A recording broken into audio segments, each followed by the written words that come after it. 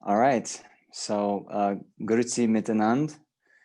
And thank you again, oops, for coming. Let's get my frame right. So this is I guess the fourth session we've had together. And the first two were more introductory. And well, actually the third one was also introductory.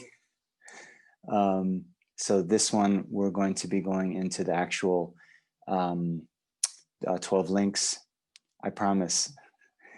So before we do that, let's just start with, again, a bit of meditation. So please get into a comfortable meditation posture.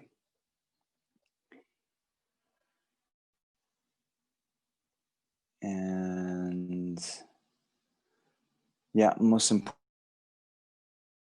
important thing is to have straight back. So no slouching over. Try to come off the back of your chair, you know, if you're sitting on a chair. Otherwise, if you're sitting on a cushion, you can sit in lotus posture, half lotus posture, even any kind of cross-legged position is okay. And then we will start by just taking a few moments to center our concentration by focusing on the tactile sensations. So in the whole sort of body, just put your awareness on the tactile sensations, means the physical sensations, and especially you can ask yourself, how do you know, or what clues you're getting from your tactile sensations that you're now sitting. So some might feel the weight on your seat, on your legs.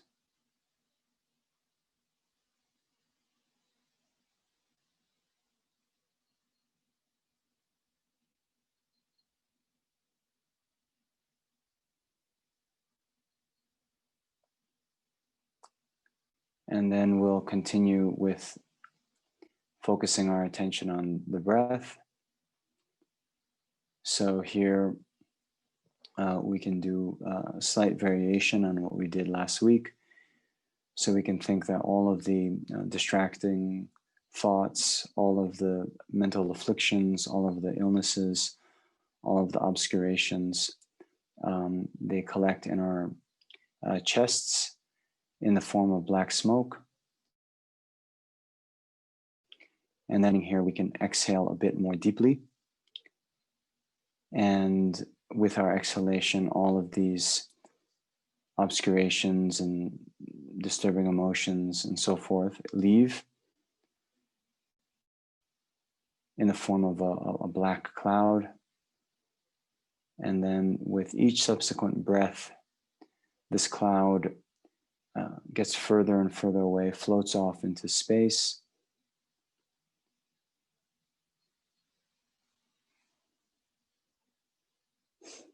And finally dissipates without leaving even a trace.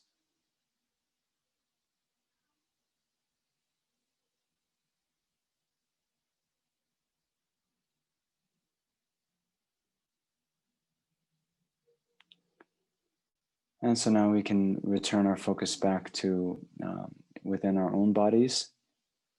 And here, just resume a natural sort of breathing rhythm. And as we breathe in and out, then try to notice and be aware of the tactile sensations in the body associated with the breath. So here again, you could ask yourself, how do you know that you're breathing now? And some of you might be noticing when you inhale and exhale, the abdomen rises and falls, expands and contracts. Some of you might notice it in the chest, the rib cage and the chest also expanding and contracting. And some of you might notice it in the nostril area. So wherever it is manifesting most clear to you, just rest your awareness on that area.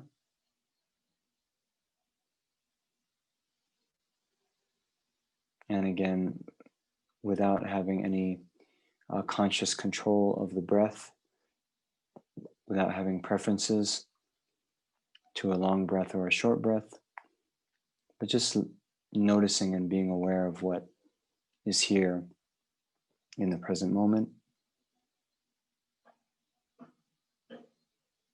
Just try to hold your awareness there without getting carried away by other appearances to the mind.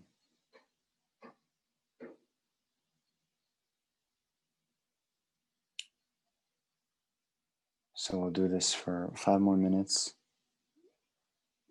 If you notice your mind has gotten distracted, just gently bring it back to the breath.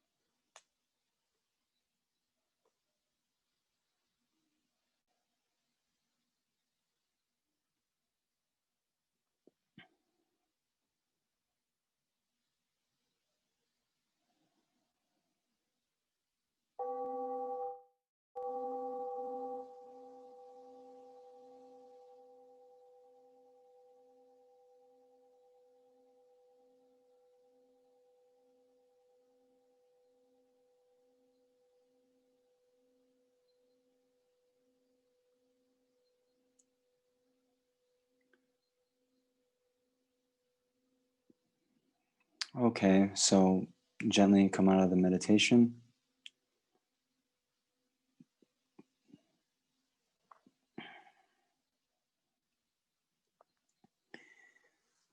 Okay, so just one other housekeeping thing because I think some people came in late. Oh, hello.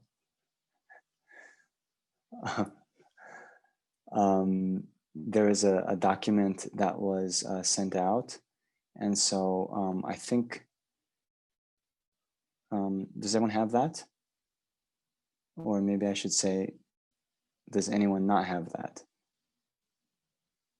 But anyway, before we get started, um, remember, most important thing, to adjust our motivation. So please adjust your motivation, thinking that the purpose of my life is to benefit all sentient beings. And in order that I may be able to be of utmost benefit to others, I myself must first achieve the state of complete enlightenment. And therefore, I need to learn about all the various practices and teachings that lead to enlightenment. And therefore, I'm going to engage in this lecture here this evening, late evening, wherever you are. Okay.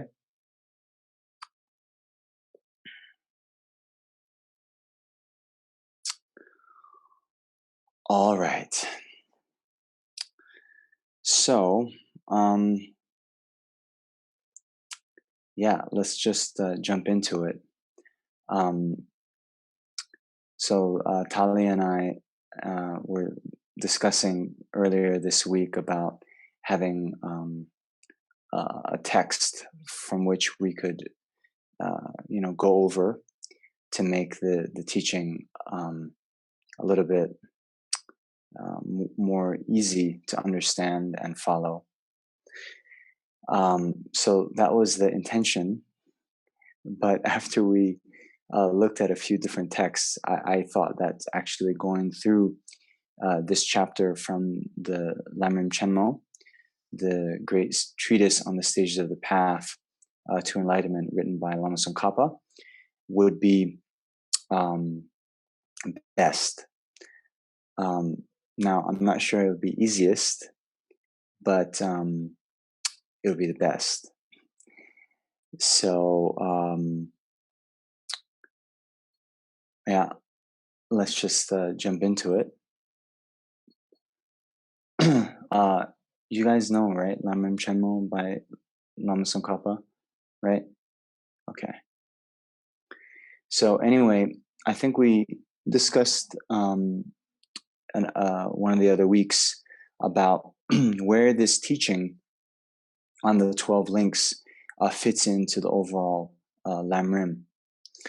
And we had said that it is belonging to the path shared with the middle capable being.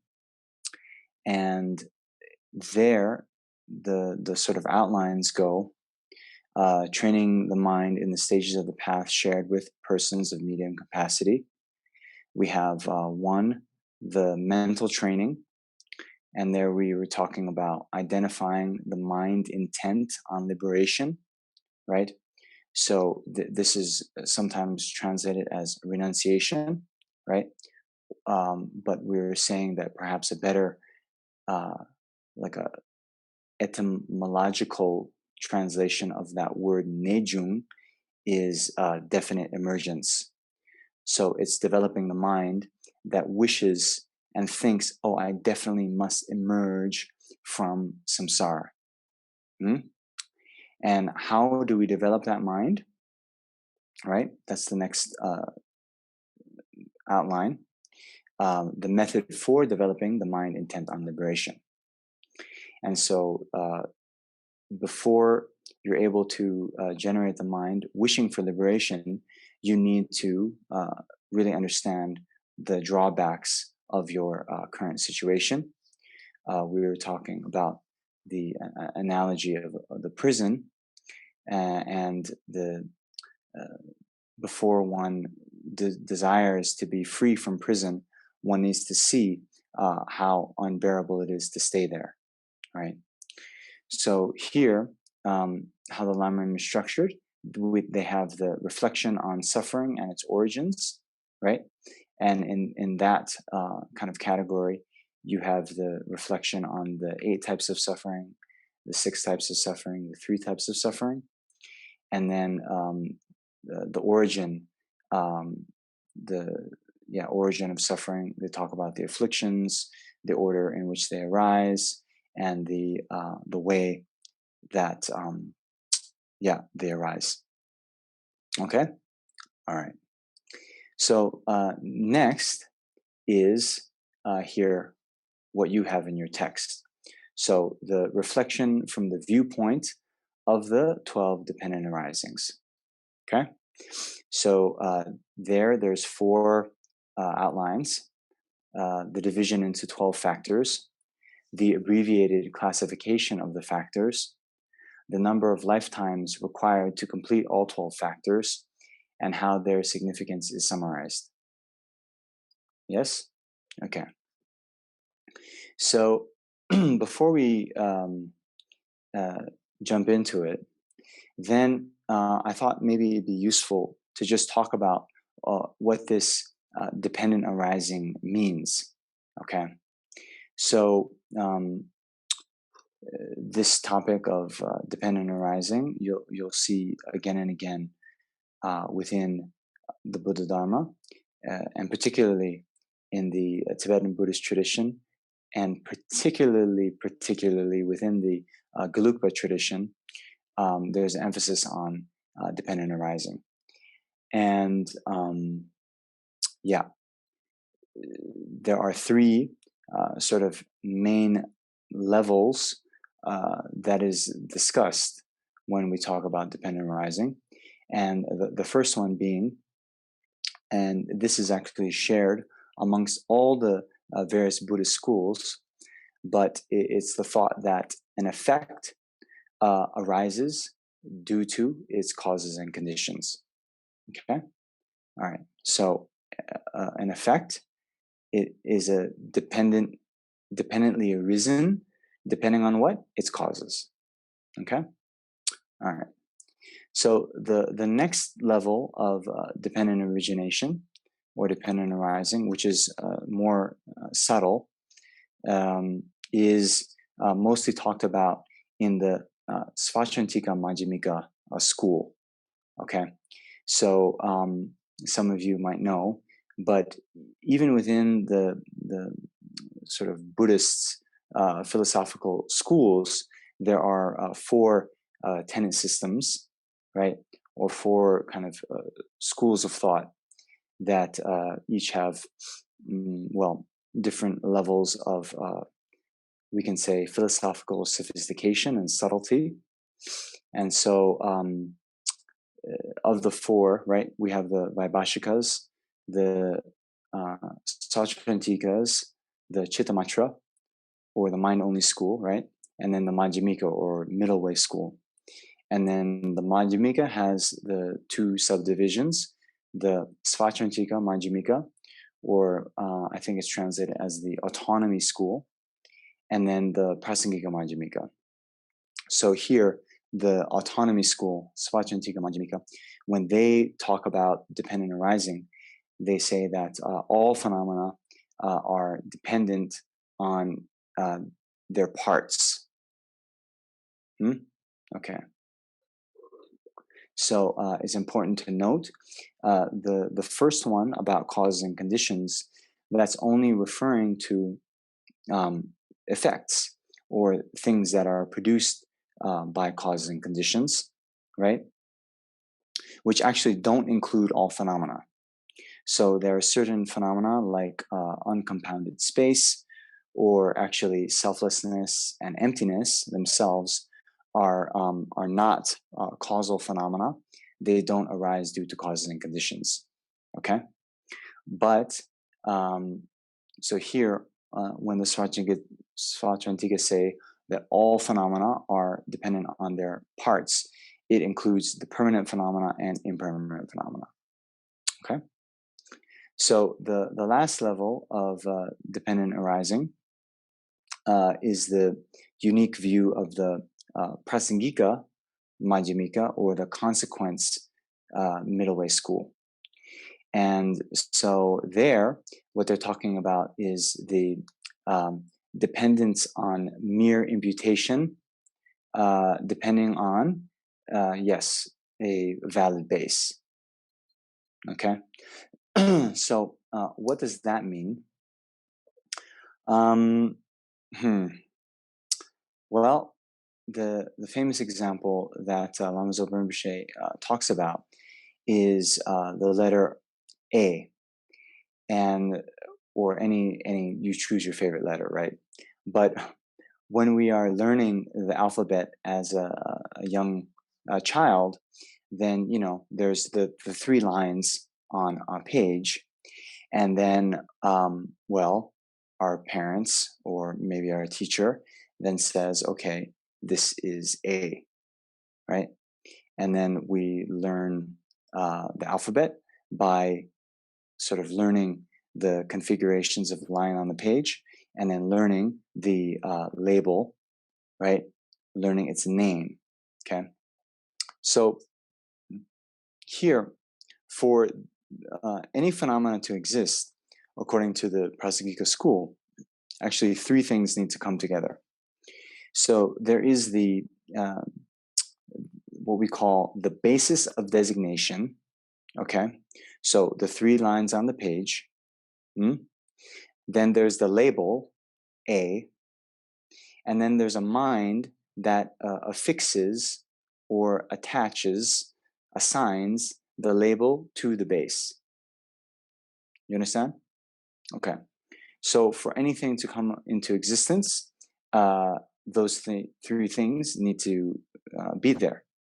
So before those three lines, and those three lines in that configuration, right, weren't always called the A, right? It wasn't always called A. So before the mind or a mind designated or labeled or called that particular configuration A, right? There was no A. You understand? So yeah. So those three things, the base of designation, those three lines, the label, and a mind that applies the label to the base are essential. Okay. So actually, this level of dependent origination or dependent arising then gives a lot of insight into actually how phenomena exist. And then, if we're a bit reflective, we can also see how our ignorant mind grasps onto um, an ontological status of phenomena above and beyond what is actually there, right? So here you see, and if you've ever learned perhaps a different writing system when you were an adult, you can maybe remember this, right? So when I was learning Tibetan, there's 30 characters, and when you start to memorize them, when you start to learn them, then sometimes you get this like, oh, which one is this again? Is that ga, or is it nga? And there's a kind of confusion, right? So later, when you get very fluent in recognizing characters, there appears to be some real character there from the side of the page, right?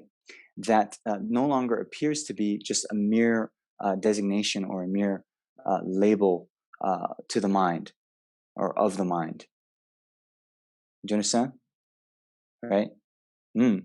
So you see, there's this appearance that the A is somehow there, independent, and we sort of, as it were, forget about this process of labeling and the mind assigning the label, right? It appears to be sort of vividly there from the side of the object. Okay, so that is actually what is meant by the all, according to the Prasangika, all of our sense consciousnesses, actually all of our consciousnesses, well, unless you realize emptiness directly, but in the mind of a sentient being, okay, means a non-Buddha, yeah, except for the mind that directly realizes emptiness, all of our consciousnesses will have the appearance of true existence, of inherent existence, okay? And so this, if you haven't heard this sort of example being given, you can get a lot of sort of mileage out of this. You can think about it a lot, thinking about how things appear to you, thinking about how when you're first learning the alphabet, you don't quite have that appearance of the true A from the page, right? If you did, then, well, you wouldn't have had to have learned the name of that configuration of lines on the page, right? If it wasn't, dependent on the mind labeling it, you would have the appearance of A before you learn the label. Do you understand? Okay. So if one person goes like this, I'm like, okay, my job is done.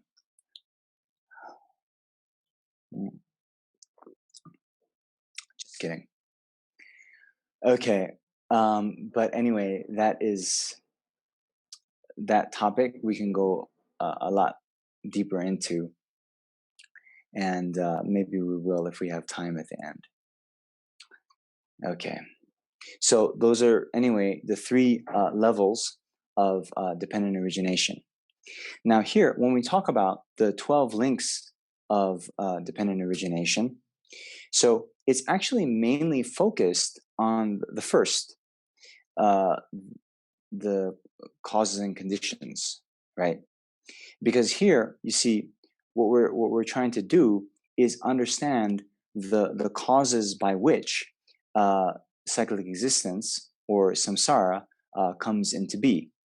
And then when we appreciate and recognize the causes of samsara and the mechanisms which fuel the process of uncontrolled rebirth, then, well, one, we can develop that revulsion, right? That mind of renunciation or wishing to get out of it, because we see this is actually endless process of uncontrolled rebirth. And not only that, but we can then become very clear. If we are clear about the process which fuels samsara, we also can become more clear about what we need to do to stop it. Okay? So here,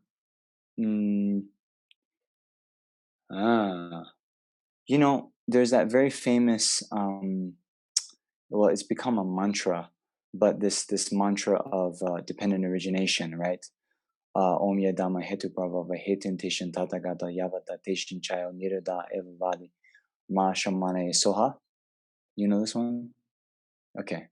So anyway, those of you who do the blessing, the speech practice in the mornings, you will know this mantra of dependent origination. And the story of this, okay, the story of this is actually, I think it was Shariputra, one of the Buddha's main disciples. So he and his he was actually friends with Moggallana, who later became the other foremost among the Buddha's disciples. And the two of them were sort of spiritual aspirants. And they both kind of set out to try to find the path to liberation, and they were practicing in different places, but they had a sort of agreement that, okay, they would sort of roam the land, and if either of them found uh, a teacher or the way to liberation, they would come and find the other one and bring them along board. So Shariputra was practicing in a certain area, and then one day he sees uh, not the Buddha, but one of the other disciples of the Buddha who had become liberated, had become an arhat. And this monk then was just walking along the road and was so calm, serene, subdued that Shariputra was, so impressed that he went to him and said, "Oh, um, you're so impressive. Like, what do you practice? How did you get this way?" And basically, the monk, the arhat, had said, "Okay, I'm a follower of the Buddha." And Shripuja said, "Oh wow, there's a Buddha. um, what does the Buddha teach?"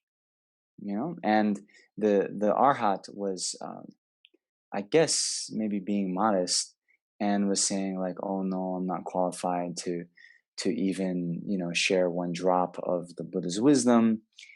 Anyway, after some insistence on the part of Shariputra, and then the monk then uttered that verse, which basically says that of the phenomena that have causes, the Buddha taught the causes. He also taught their cessation, and thus taught the great renunciate. Something like this, right? So actually, it is said that Shariputra, even just hearing this one line from this arhat, it is said that he reached the path of seeing. He had a direct realization of emptiness.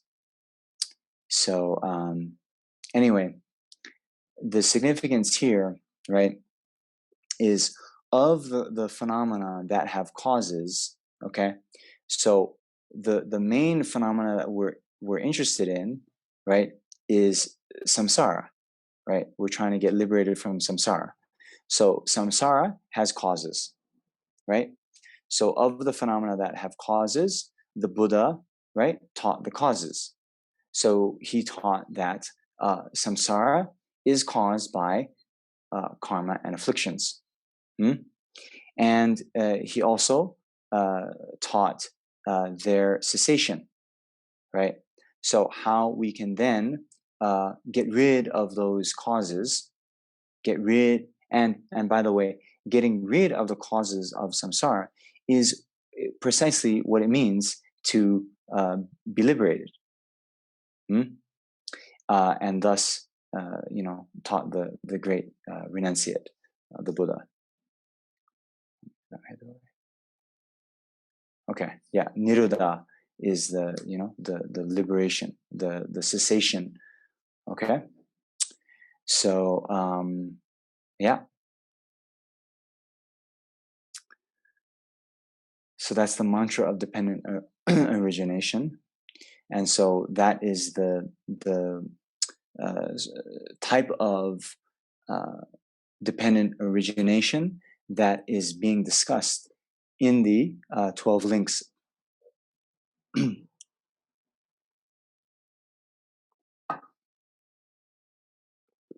Okay. So the 12 factors of dependent arising are. Okay, so what I'm going to do is I'm just going to be reading through the Lamrim Chenmo, and then at certain times in the text, I'll pause and give a bit of commentary. It was my hope that many of you would have received or got this text before the class, and here's where the hope comes: that you would have read it not just once but a few times, and you will have taken notes about different words that you wouldn't know. Okay, yeah. And maybe marked some passages, and maybe written down some questions that you would then sort of bring to the class. Okay, all right. So first, ignorance, the treasure of knowledge, says ignorance is like animosity and falsehood. Okay, so the treasure of knowledge, that's the Abhidharma Kosha, written by Vasubandhu. Okay, so yeah, ignorance is like animosity and falsehood. All right, so okay, let's see what Tsongkhapa says. Animosity and falsehood refer neither to the absence of friendship and truth, nor to what is different from these two, but rather to the classes of phenomena that are directly antithetical to and incompatible with friendship and truth. Likewise, okay, so here it's actually a little bit, I'm not sure it comes through in the English, right?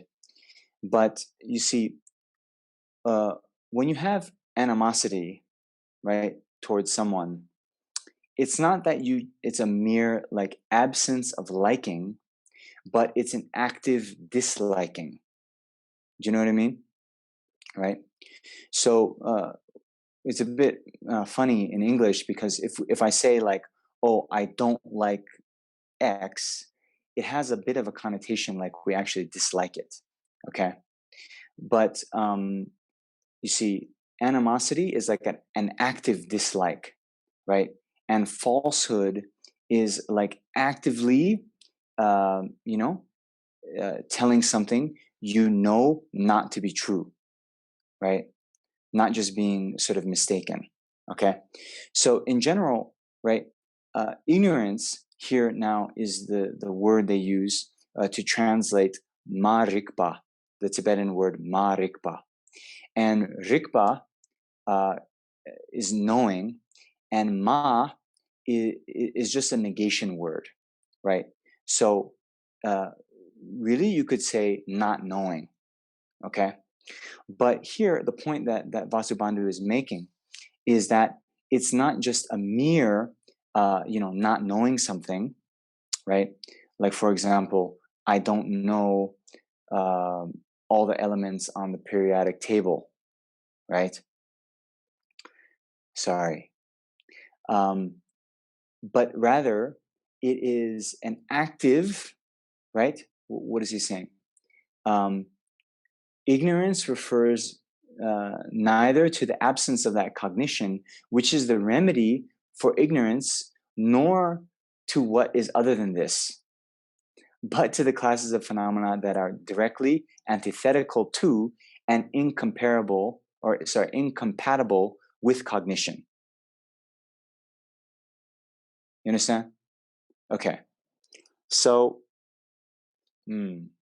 see, here, absence of that cognition, which is the remedy for that ignorance, means not knowing, in this case, selflessness. Okay. So it's here, ignorance is just not merely not having the realization of selflessness, but rather it's the type of mind that grasps on to the opposite of the wisdom realizing selflessness. In other words, the ignorance is the grasping to inherent existence, or grasping to the self. This we talked about last week, right? Where it's active reification, right? Exaggeration, superimposition of a belief in something that doesn't exist. Okay? All right. Regarding this, the great scholar Dharmakirti asserts that here the remedy, cognition, is the cognition of the real, the meaning of the selflessness of person. Therefore, its antithesis is the reifying view of the perishing aggregates, the concept of a self in persons. Okay? Along with this interpretation, which sees ignorance as a misapprehension of the meaning of reality, there is a second view held by the scholar Asanga and his brother Vasubandhu, who assert that ignorance is merely confusion about the meaning of reality. In brief, they say that ignorance is a mind that does not know its object, but also that it is not a misconception. Okay? So what does this mean? All right. So there's two ways that this mind of ignorance is defined by these different scholars. Okay?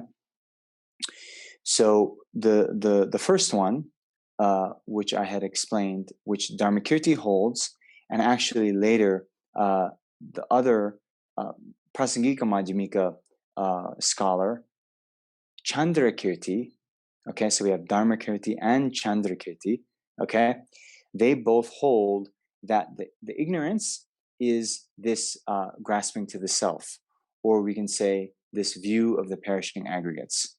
All right, so we might have some time to get into this more, but just for now, okay, the perishing aggregates, right? So first, you know the aggregates, right? There's 5 aggregates: form, feeling, discrimination, compositional factors, and consciousness. Okay, so these are the kind of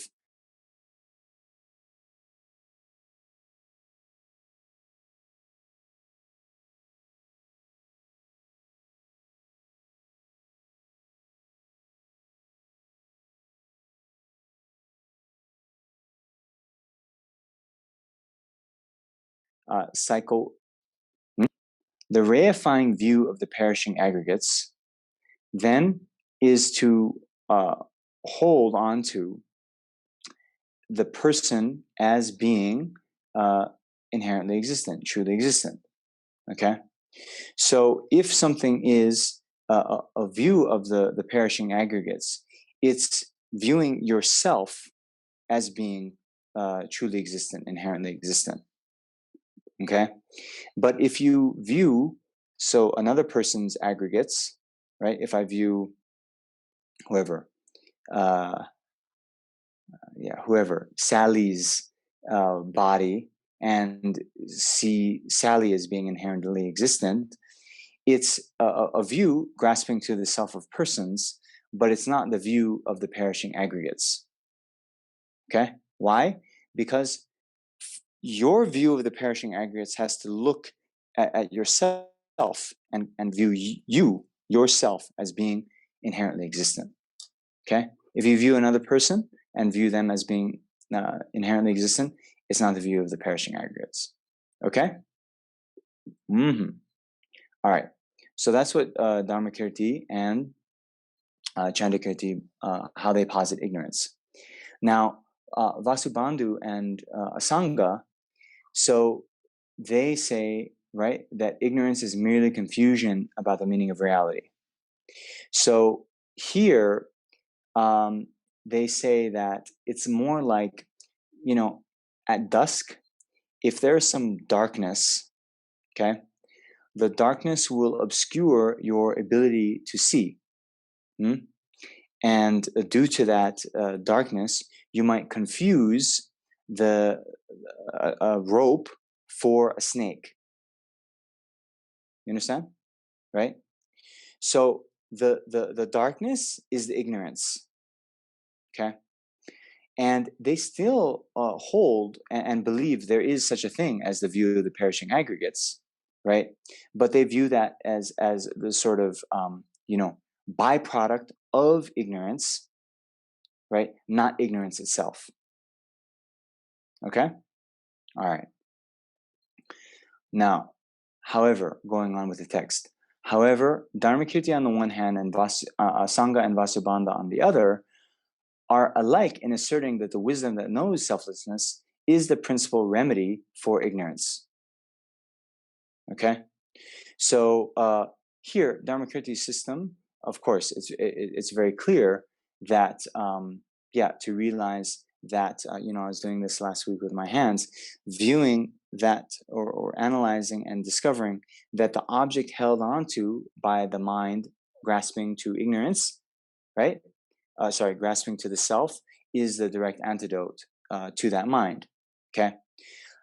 But here, Asanga and Vasubandhu, they still assert that wisdom knowing selflessness is the principal remedy for ignorance. Okay, so now why is that? You see, if you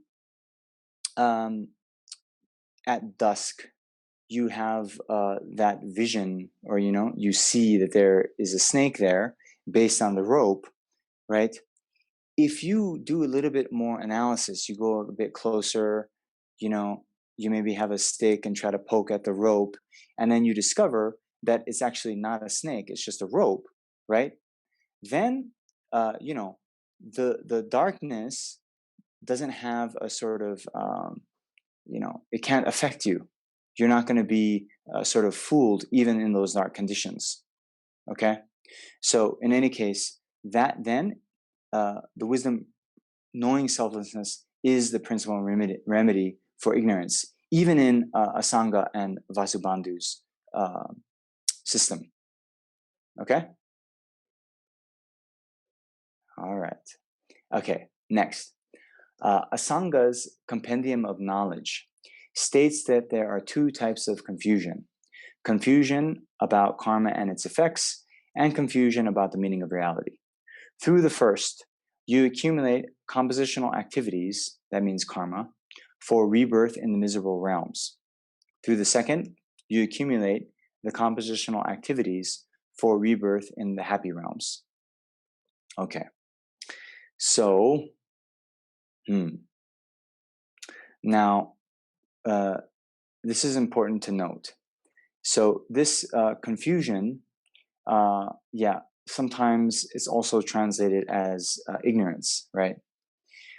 Now here, although this discussion is coming in the part of Lamrim where it's talking about the 12 links of dependent origination, and of those 12 links, the first link, the link of ignorance, okay? This confusion about karma and its effects isn't actually the first link. It's not the link of ignorance. Okay, for something to be the link of ignorance within the 12 links, right? It has to be confusion about the meaning of reality. Okay, so now Asanga is talking more generally that yes, one can be confused about karma and its effects. Okay, so then the question is, okay, well, why not, right? Why isn't this confusion about karma and its effects the first link, the link of ignorance, in the 12 links?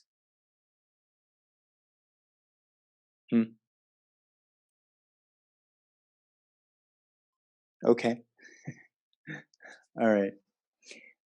Because he's saying that through this ignorance about karma and its effects, you accumulate compositional activities that lead then to rebirth in the miserable realms. Right? Okay, let's put that question on hold, and we'll come back to it in a little bit. Okay.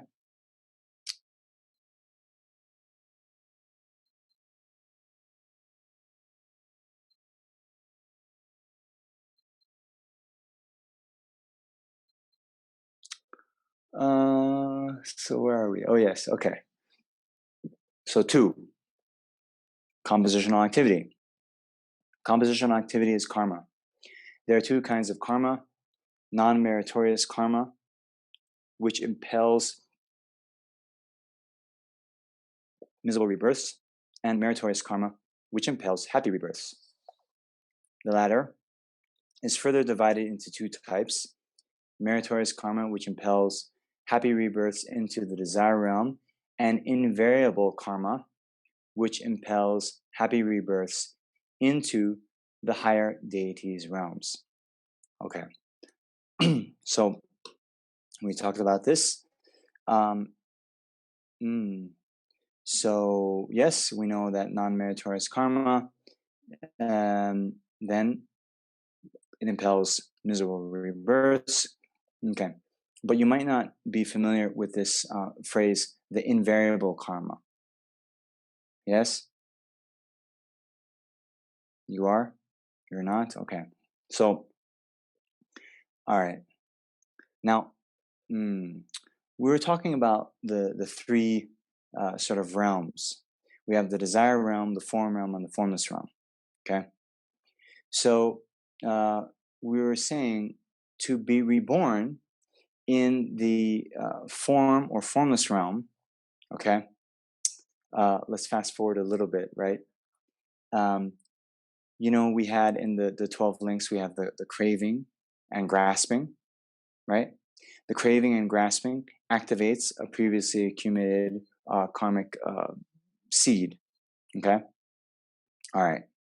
So to be reborn due to karma and afflictions in the form or formless realm, those craving and grasping have to be of the level of the form or formless realm.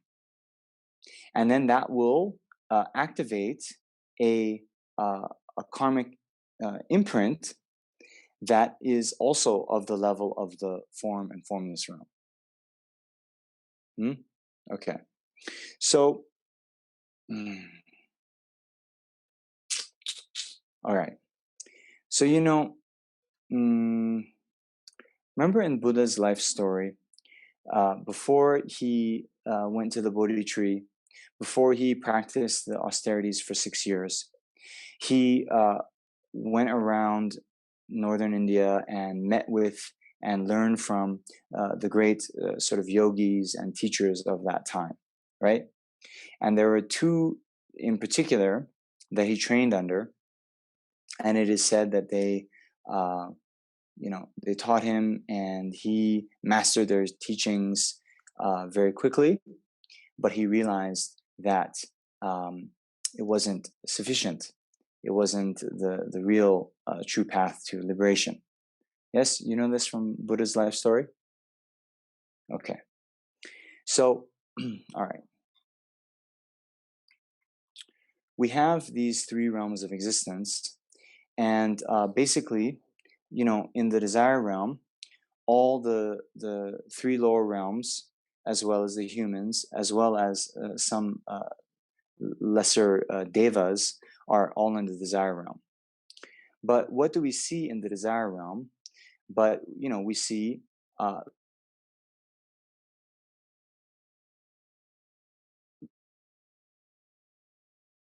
the suffering of suffering. We eat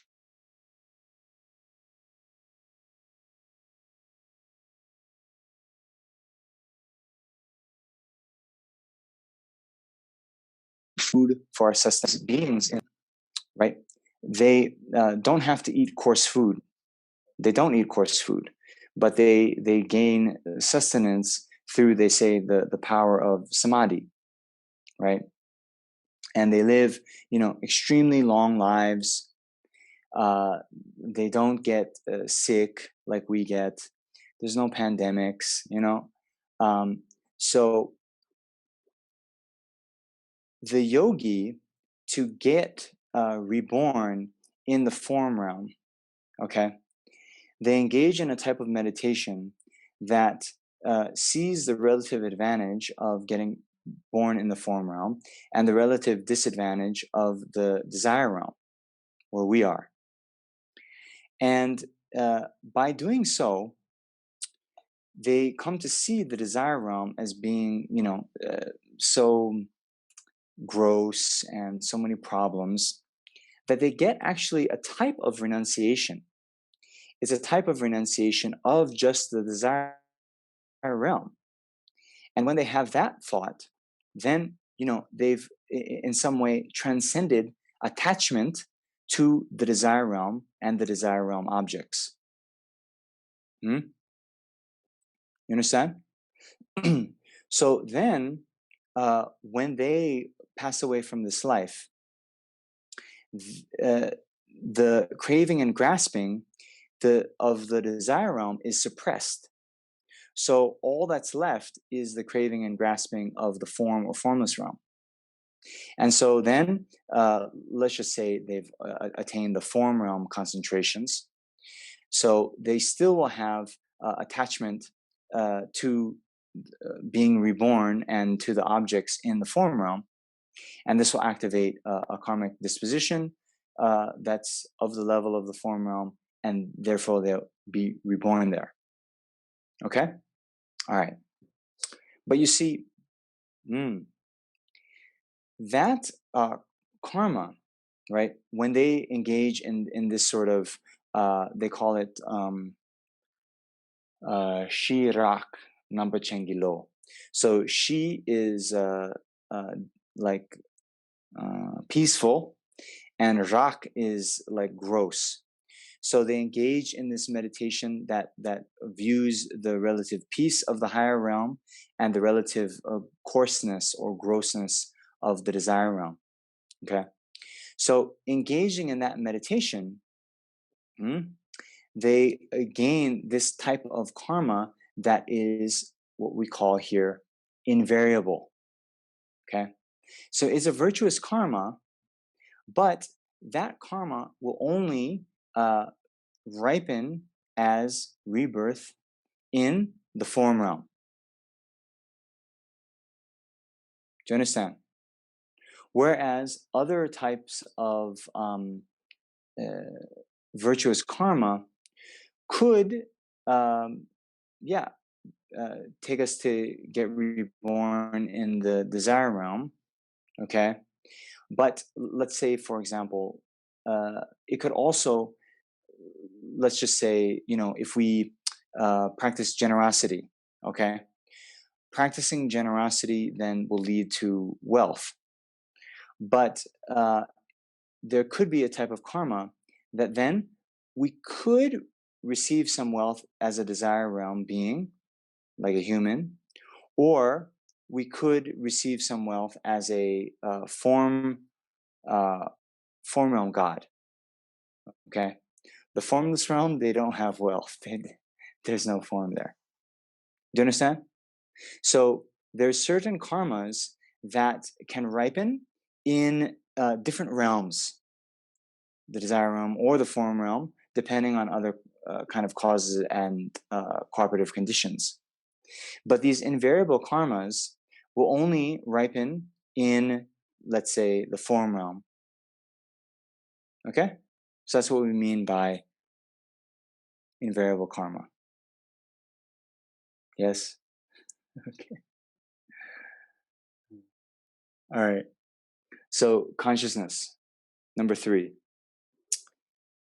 In the sutras, the Buddha speaks of the 6 types of consciousness. Nonetheless, here the principal consciousness is the fundamental consciousness, according to those who assert that such a consciousness exists. Okay, so this is the in the mind-only school. Actually, Vasubandhu and Asanga. There's actually 2 subdivisions of the mind-only school, or the Chittamatra school. One follows the writings of Asanga and Vasubandhu. So they actually assert 8 types of consciousness, right? So they have the normal 6 types of consciousness, which is the 5 sense consciousness and the mental consciousness. On top of that, they have what is called the Nui, which is, I think they translated that as afflicted consciousness. And then this eighth consciousness, which is the kind of mind basis of all, or the fundamental consciousness. That's how it's translated here. Okay. So this fundamental consciousness, or the mind basis of all, is the sort of depository of our karmic imprints. Okay, right? So basically here, in general, right, we had ignorance. From ignorance, we then collect karma. And then these karmic imprints then are deposited within our mental continua. Okay, so all the various Buddhist schools will hold this because, like, for example, they all have this thought that from doing positive actions, we will experience some kind of good result in the future, right? So how does that happen? Well, there's karmic seeds, and then these karmic seeds get deposited in our mental continua. And then basically what it's just talking about here is the different Buddhist schools, what they posit as the actual storehouse where these karmic seeds are deposited then varies. Okay, it's either the fundamental consciousness, according to those who posit a fundamental consciousness, or the mental consciousness, according to those who do not assert this. Okay. Further, you become entangled in and accumulate non-virtuous karma through your ignorance of the fact that the suffering of pain arises from non-virtue.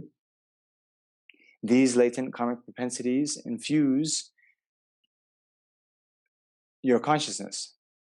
Okay.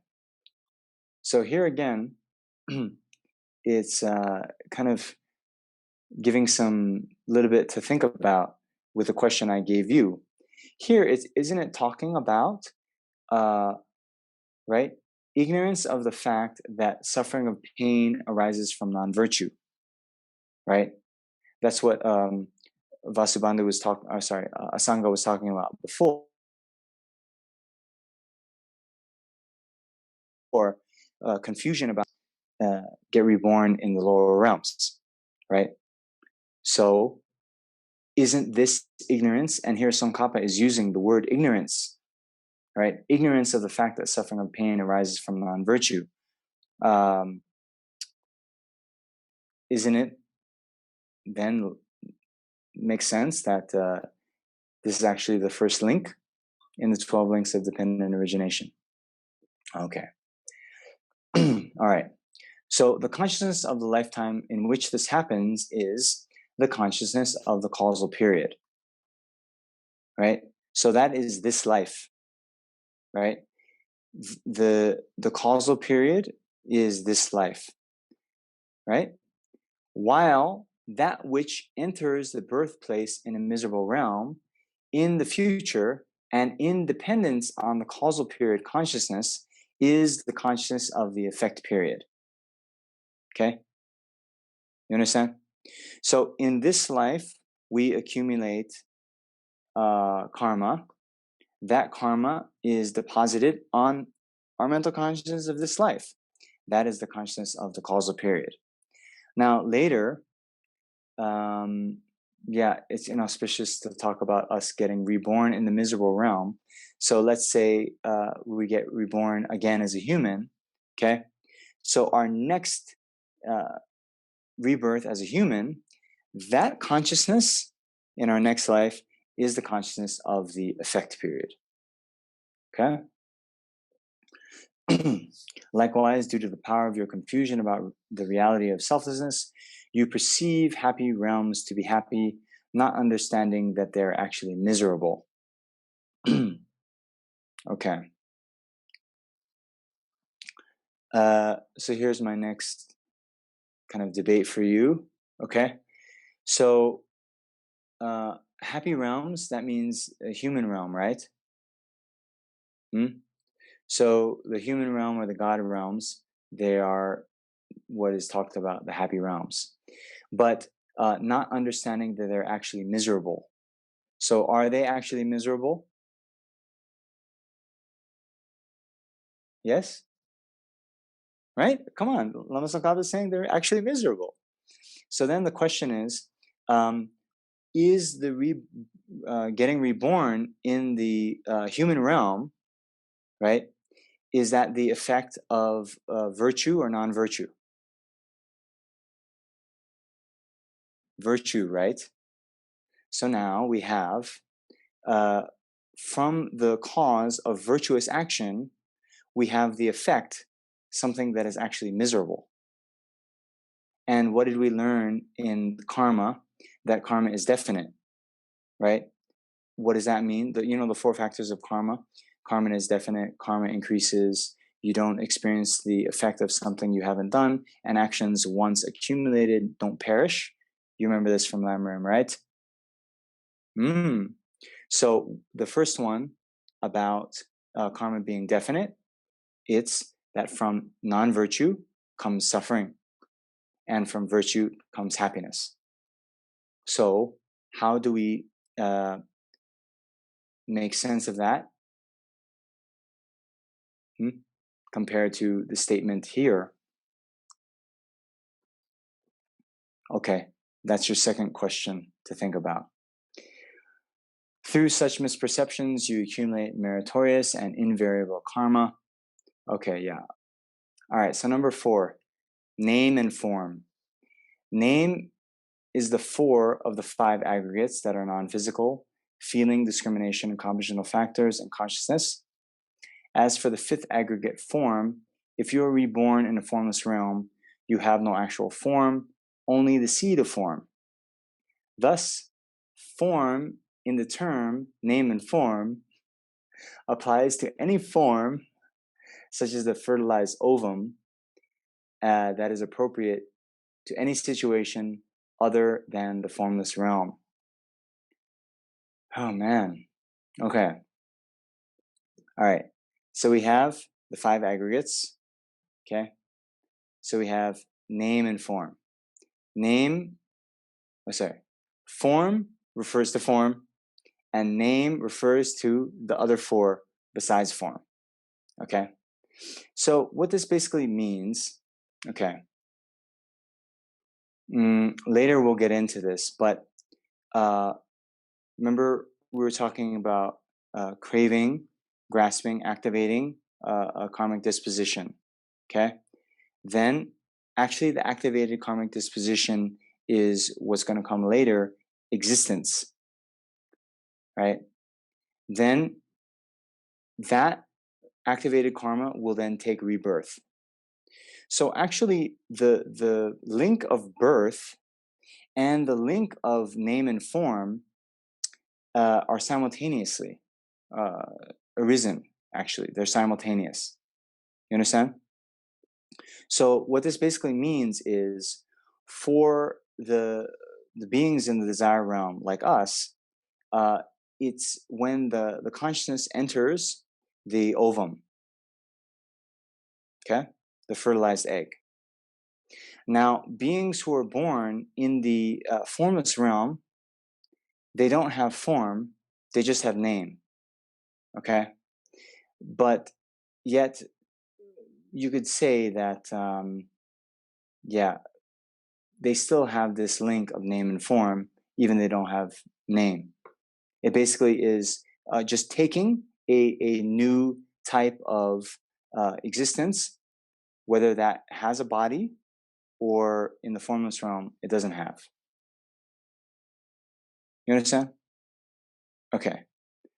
So then, number 5, 6 sources. If you are born from a womb, the 4 sources, the eyes, ears, nose, and tongue, are formed through the development of name, that is consciousness, and the oblong mass of the fertilized ovum into which the consciousness initially enters. All right. So what this basically means is the fertilized egg, right?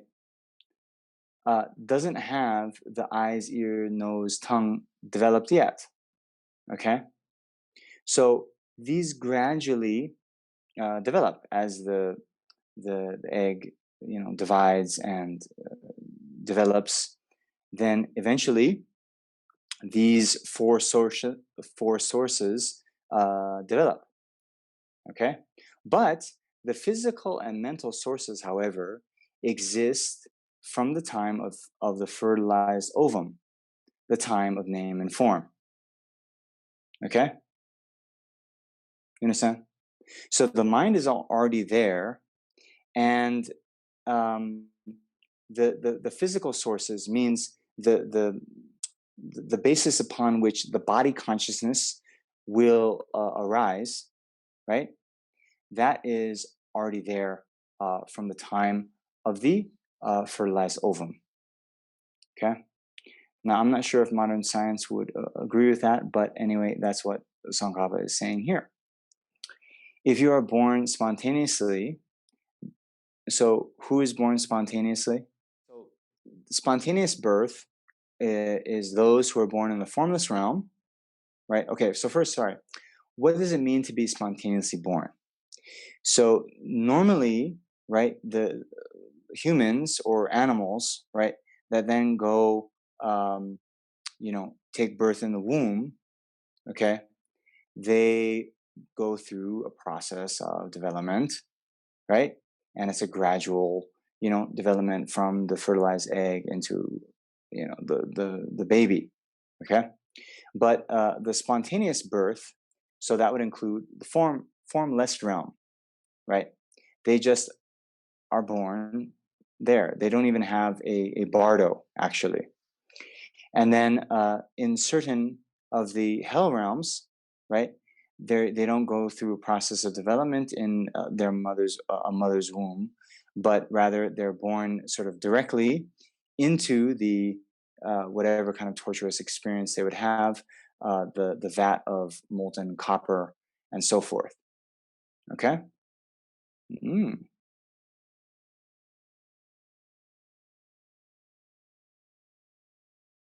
Right? Okay. So what that's saying is if you're born spontaneously, there are no such stages, since your sources are formed simultaneously with your entering rebirth. Okay? So, yeah, you understand? Mm. However, those born from eggs or those born from moisture, so here, what it means to be born from moisture, um, they talk about larvae,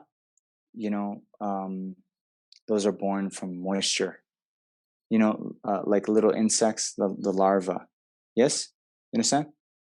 Mm. Those are born from moisture. So they too go through a process of development, right?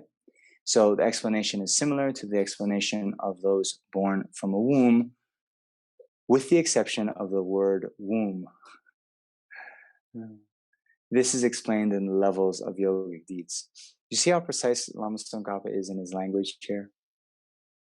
Okay. This being the case, once name and form are established, you have an actual body. When the six sources are established, the experiencer has been created.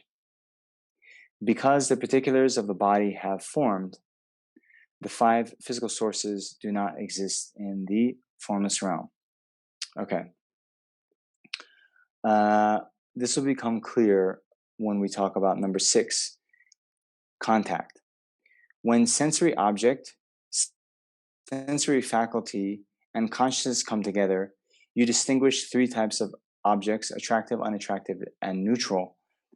The passage, okay, so let's stop right there. All right. So, what are we talking about here? We have an eye consciousness, for example, apprehending or viewing the cup. Okay. So, for an eye consciousness apprehending the cup to exist, what needs to happen, there needs to be the cup or the sensory object.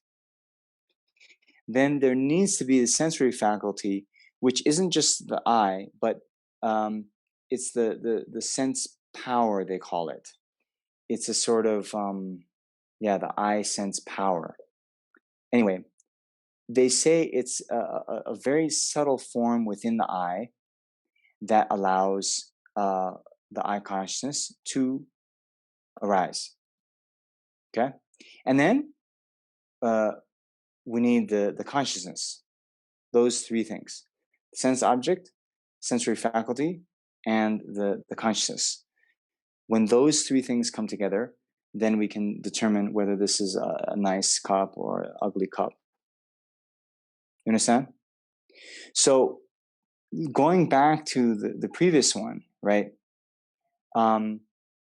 This sensory faculty needs for the eye to develop, and that develops gradually within the womb, right? Or similarly, the nose consciousness, the taste consciousness, and so forth, they aren't there right at the fertilized egg, right? So at the stage of name and form, those don't exist.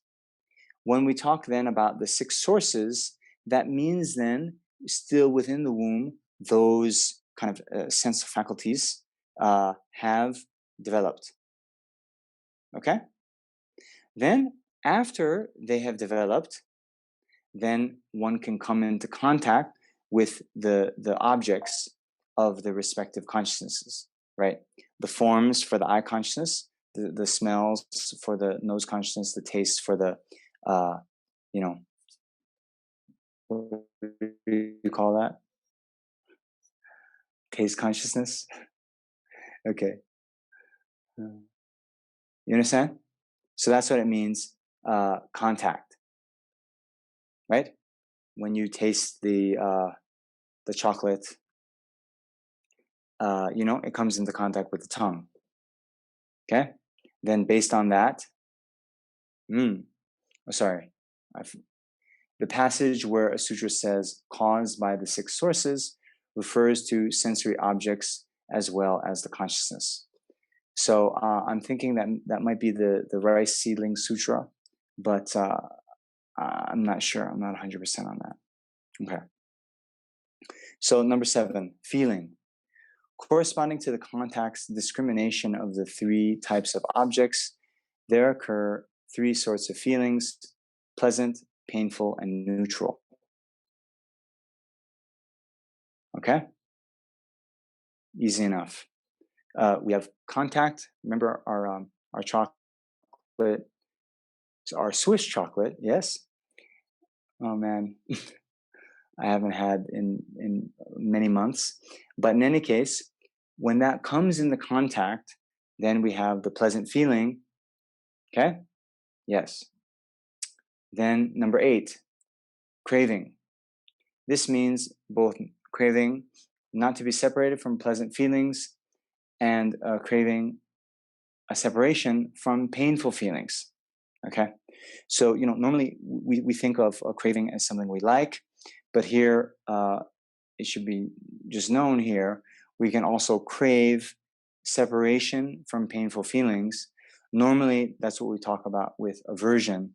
But here, the special sense of the eighth link of craving can have both the craving for the pleasant and the craving to be separated from unpleasant. Okay? The statement in the sutra that craving is caused by feelings means that feelings accompanied by ignorance cause craving. Okay? So what is that saying? So basically, if you have abandoned ignorance, means if you've abandoned ignorance, you've actually abandoned all of the afflictions. And then, even if you come into contact with Swiss chocolate, you can eat as much as you want and you won't have craving arise because you've abandoned craving. So therefore, this statement in sutra that says craving is caused by feeling, right? You still have the feeling of a pleasant sensation, but you've abandoned the afflictions. Therefore, craving doesn't arise. You see? Therefore, Where there is no ignorance, craving does not occur, even if feelings are present. This being the case, contact is the experiencing of the object, and feeling is the experiencing of birth or fruition of karma. Okay, so what does this mean? When we have contact with contact is experiencing the object. Okay, so when the Swiss chocolate, lint? That's all I know. When the lint touches the tongue, okay, we're experiencing the object. But feeling is the experiencing of the fruition of karma. Okay, so actually, if we didn't have previously accumulated virtue that would then, ripen as a pleasant experience, even if we eat something that wouldn't bring a pleasant sensation. You understand? So even the fact that we consider chocolate to be delicious, depends on our karma. You see? Hence, when these two are complete, the experience is complete. There are three types of craving, one for each of the three realms. Okay, this is what I was saying, right? We can have craving that belongs to the desire realm, craving belonging to the form realm, and craving belonging to the formless realm. Okay. So, number 9, grasping. Grasping refers to yearning after and attachment to the 4 types of objects. 1, holding on to what you want, yearning after and attaching to the sensuous forms and sounds. For example, to bad views, excluding the reifying view of the perishing aggregates, to ethical discipline associated with bad views and bad conduct, and to the view of the perishing aggregates. All right. So this maybe some of you know if you studied the Lamrim when they talk about the root afflictions. Okay. So this view, grasping to ethical discipline associated with bad views. What does that mean? So in the traditional text, the example given is that there are some yogis who attain some level of clairvoyance, and they can see their previous lives, let's say 1,000 of their previous lives. And then they see that in their previous life, the one just preceding this one, they were born as a dog. Okay? And now in this life, they're a human. So they make the mistake thinking that, oh, it was somehow because I behaved like a dog that I was able to then get good rebirth in this life. So then they might go around on all fours. They might bark like a dog.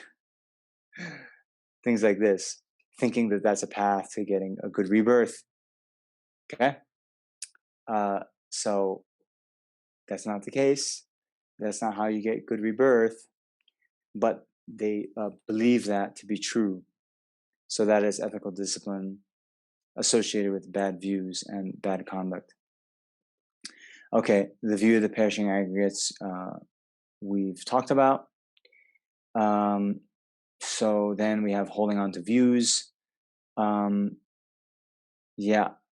the normal 10 root afflictions, you have the view holding on to an extreme, which here in this case would be, okay, we have the view of the perishing aggregates, which believes in the self, okay? Or you could have a view, believing in the Atman, right? Or the self. Then there are some philosophical tenet systems that then hold that, the Atman is the reality, right? And in order to, gain liberation, one has to realize the Atman is like, one with Brahma, or, some sort of philosophical view, where it's not just believing in the Atma, but it's believing that the recognition of that Atma is crucial to the gaining of liberation. Okay? Yeah. Anyway, then we have holding on to ethical discipline and conduct. We talked about that. And holding on to assertions that there is a self. Okay, talked about that. So here, number 10, potential existence. In the past, compositional activities infuse on your consciousness with a latent propensity. Compositional activity infused your consciousness with a latent propensity. Okay, that means, deposited a latent propensity, means like a karmic seed, right? That, when nurtured by craving and grasping, became empowered to bring forth a subsequent existence, right? So this is what we were talking about before, where we have these karmic seeds that are then, activated, just like a regular seed is sort of nurtured by and activated by heat, moisture, soil, fertilizer. So too, our previously accumulated karmic seeds are sort of ripened or brought to fruition by craving and grasping. Okay? So existence is a case of calling a cause, an activated propensity, by the name of its effect, subsequent rebirth. Do you understand? Okay. So the real existence is just this activated propensity. Okay. But we're calling it existence because its effect is to have then another existence within samsara, the subsequent rebirth. Okay. So there are some cases of this where you call something, you call the cause the name of its effect. And for some reason, I can't think of any other examples right now. Can any of you?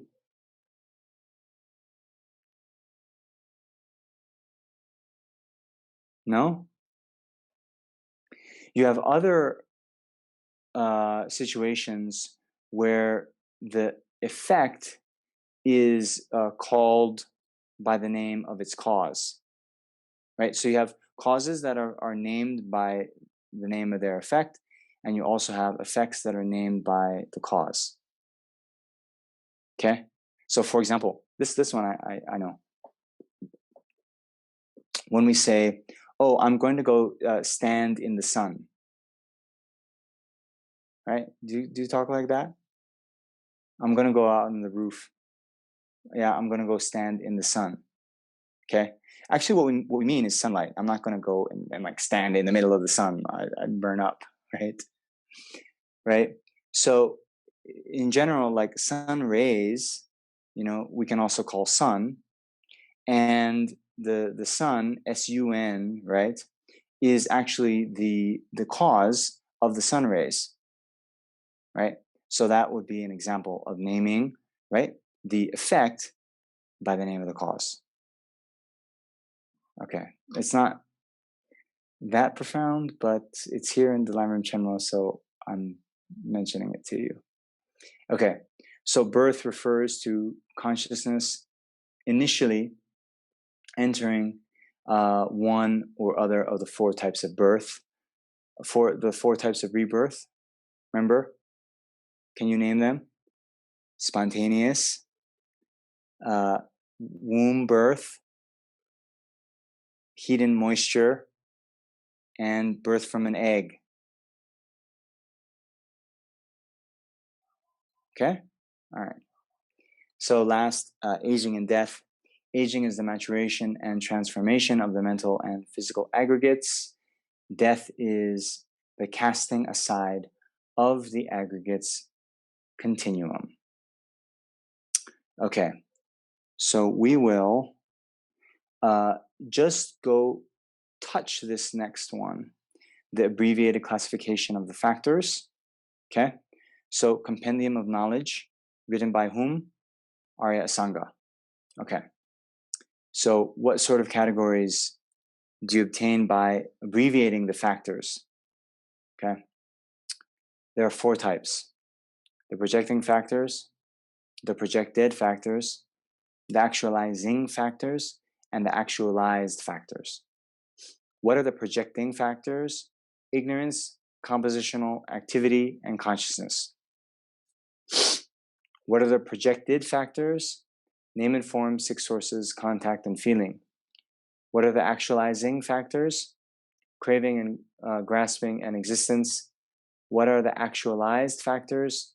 Birth, aging, and death. Okay? So, all right, don't be confused. This is a little bit of, how do you say, terminology to get straight, but it's not that difficult.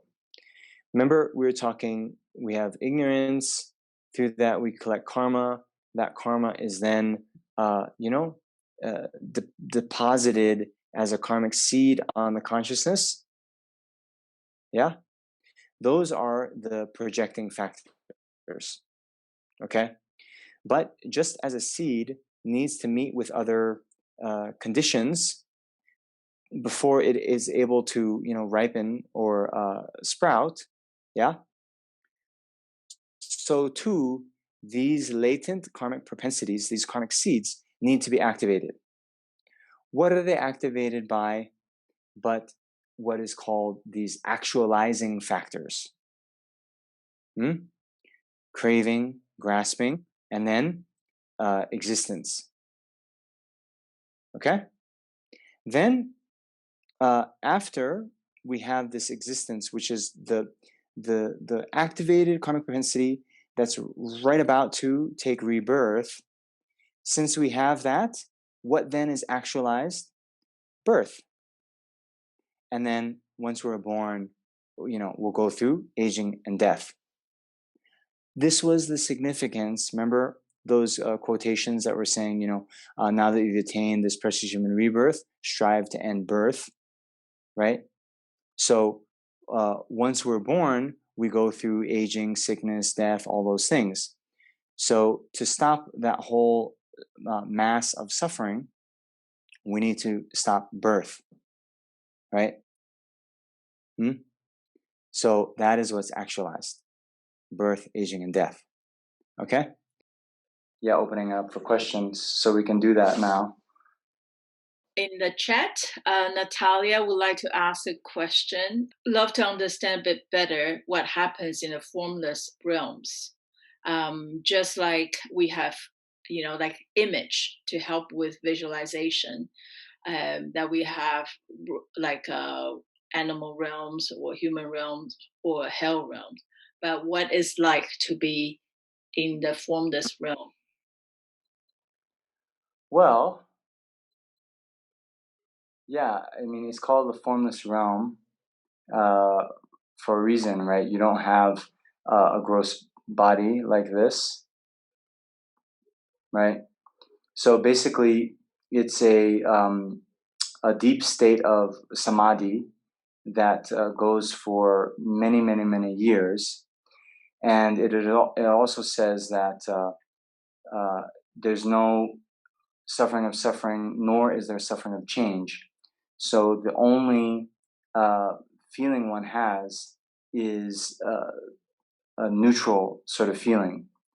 So I guess it would be analogous to like a comatose state, or even a state of maybe deep dreamless sleep, something like that.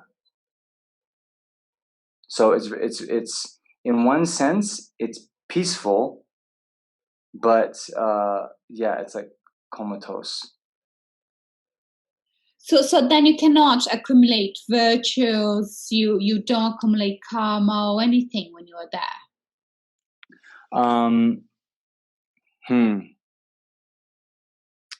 I don't think so. I don't think so. Okay, thank you. Yeah. Okay. Go ahead. In the 8th link, the link of craving, the text says that contact is the experiences it's the experiencing of the object, and feeling is the experiencing of birth or the fruition of karma. My question is, why isn't it craving and not feeling the experiencing of birth or the fruition of karma? Because since we're in the 8th link of craving.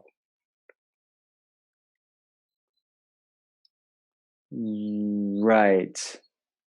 So, yeah. So it's like this. And actually, I had a question because I don't think maybe there's something weird because birth, in general, that word kewa can just mean arising, right? So it's not birth like birth from a womb. It means, the experiencing of the birth of, or the fruition of karma, the arising of, right? So we were saying that the karma will ripen as a pleasant experience or an unpleasant experience. Okay. So the feeling we have of pleasant or unpleasant, right? That is coming from, our previous karma. Now, what it was saying up a little bit up top was, if we've abandoned the afflictions, we will still have an experience that's pleasant, but we won't have craving, right? So that's why it's in number 8, where it's just talking about the evolution about how this happens. For us to have that experience is like this, right? For us to have craving, let's say craving for something pleasant, we have to have a pleasant feeling. To have the pleasant feeling, we need to have, a body, right? That comes into contact with, I don't know, a soft cashmere cloth, right? So we need to have the contact. And then the one before that is the body. So it's like, describing this evolution. Does that answer your question? Yeah. Thank you. Great. Hello. Hello. Thank you, Venerable Namjong, for teachings. I have 2 questions. One question is related. One per customer. Okay, start from one. No, I'm joking. Go ahead. Okay, the first question about the cause and effect.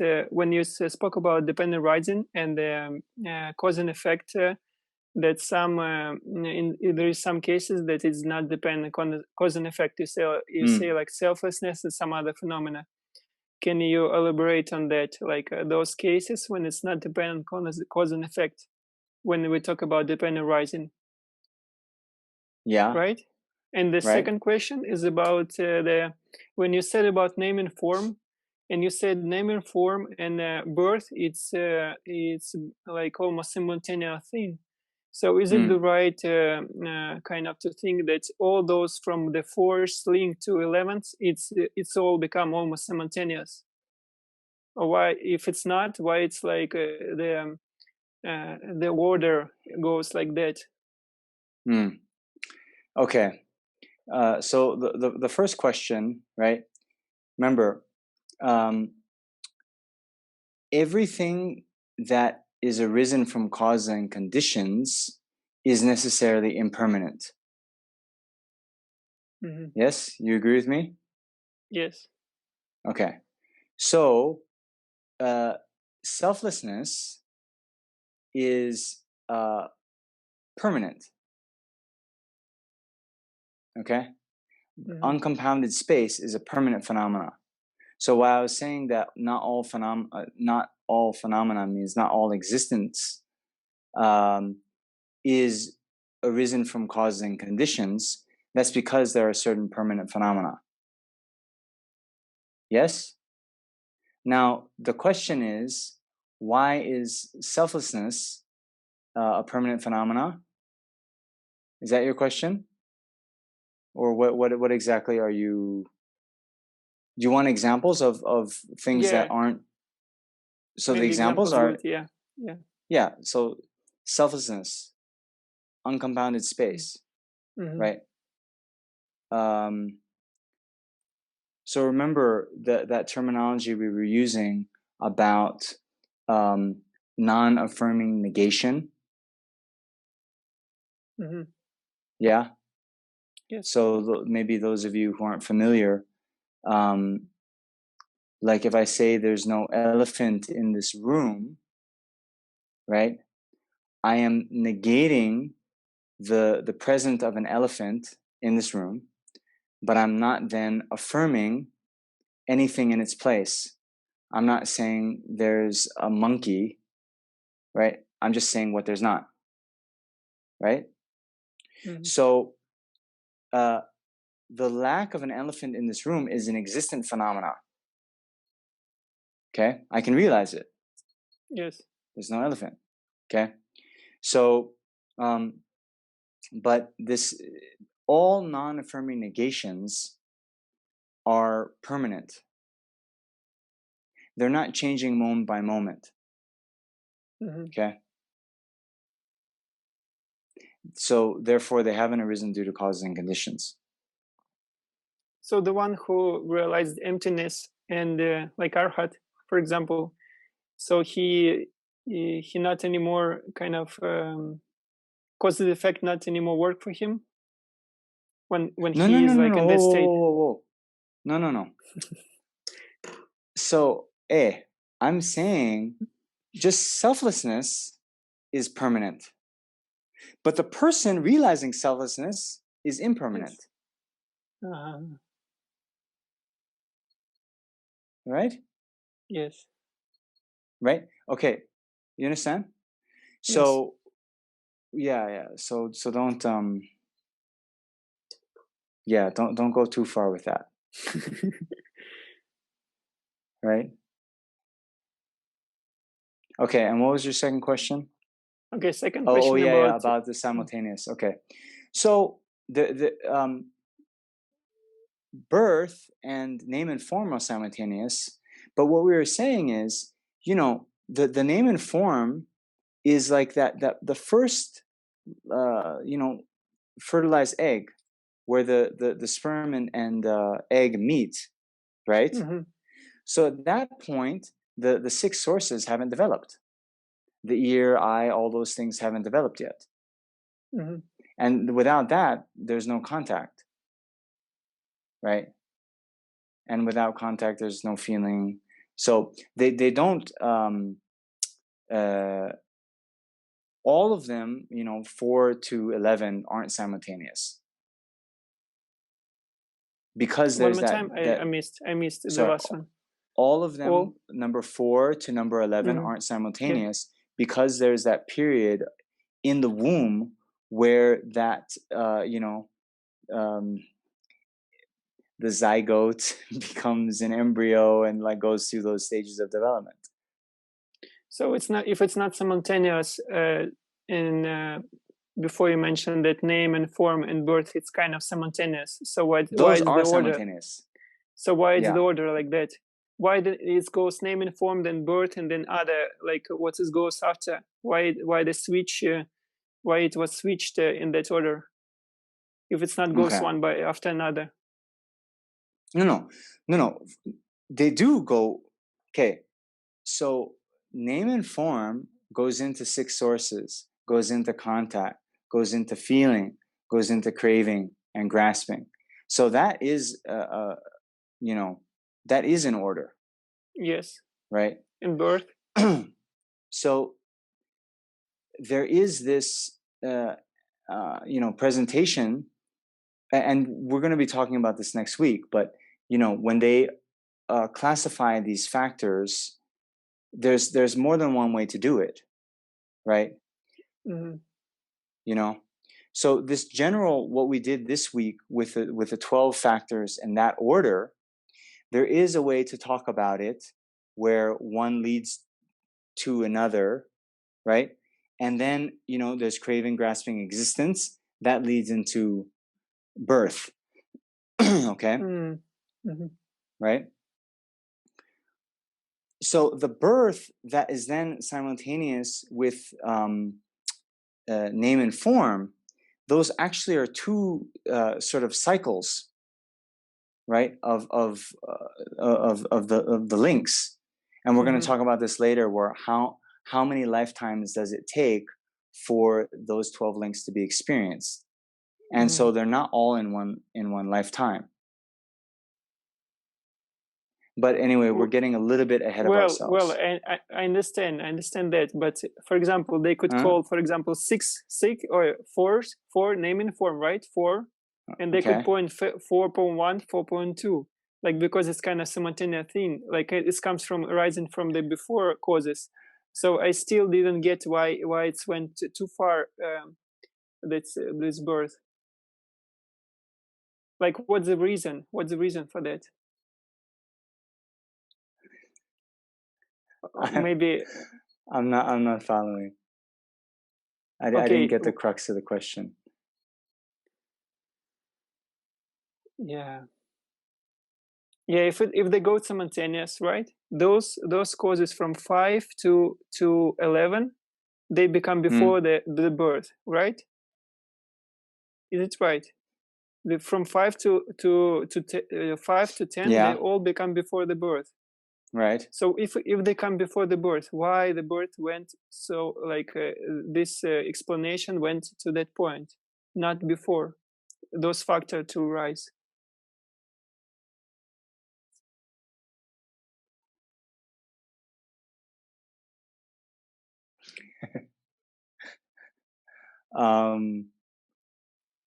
Yeah. I get the question, but I don't see the problem as you're seeing it. Like, for me, it's like logical when it goes one by one after another, and then like it goes kind of not the order. Like it's so okay. If I hadn't told you that they were simultaneous, and I just like held that from you, I don't think you'd have this kind of qualm, because it would just be like, okay, what does name and form mean? It means the part where the egg is fertilized, and then what happens after that? The embryo grows, and you develop the 6 sources, and then after you have the 6 sources, they come into contact with various objects, and then you have the feeling arise, and then you have the craving, grasping, existence, and then that existence, one dies and passes away, and then one takes rebirth again, and then after one is reborn, one has aging and death. So is that a logical order for you? Oh, this, yeah. Okay. So then there's no problem in that type of order. Now, what it means to take birth, when that takes place, is when the consciousness enters the embryo. And so that also is what is referred to by name and form. But what we're talking about here is, to understand this process whereby the previously accumulated karmic seeds at the time of death get ripened by craving and grasping, and then this, existence, that then leads into birth. Yeah. Thank you. So, yeah, okay. We got there eventually. Thank you. Okay. But yeah, I mean, we're going to go through these. There's other ways to classify and all this kind of stuff. So, I mean, the point is these things are happening like over and over again, right? And so we'll talk about this when we talk about how many lives it takes for these 12 links to occur. Anyway, because the ignorance, the karma and consciousness, also they're happening again afterwards, right? It's not that like I'm out of the womb, I have no more ignorance, right? Mm-hmm. They're like they're continually happening over and over again. Okay. Yeah, sorry, we don't have time to meditate again, but it's okay. We haven't gone through it all yet, so we need the wisdom arising from hearing first, right? So those questions that I gave you about why the ignorance about cause and effect, right? So why isn't that the first link? And I gave you one other question, right? Even I forget now. Okay. Anyway, that's why we record these talks. So please think about those. And then, also,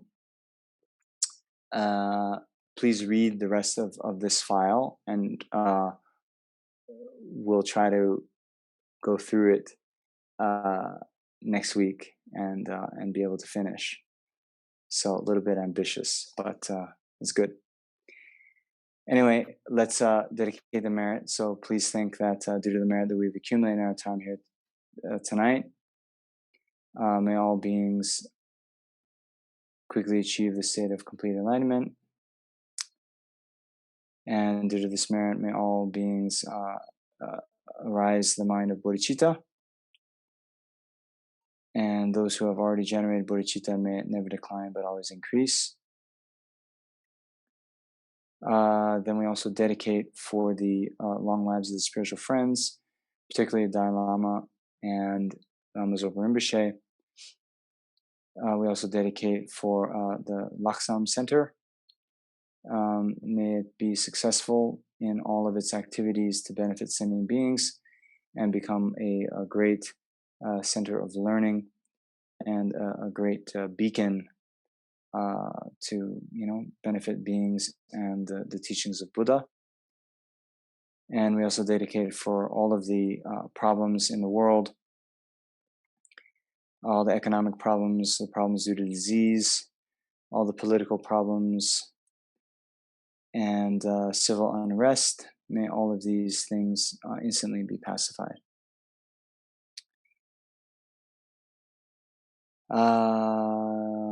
Okay, and I guess also for all those who recently died, may they quickly be reborn in a Buddha field where they can be enlightened.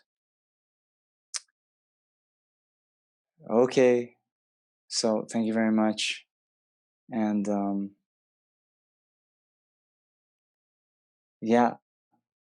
we'll see you next time. Thank you, Okay. Thank you. Namaste. Thank you. Thank you. Okay. Have a good rest. Yes. I hope so.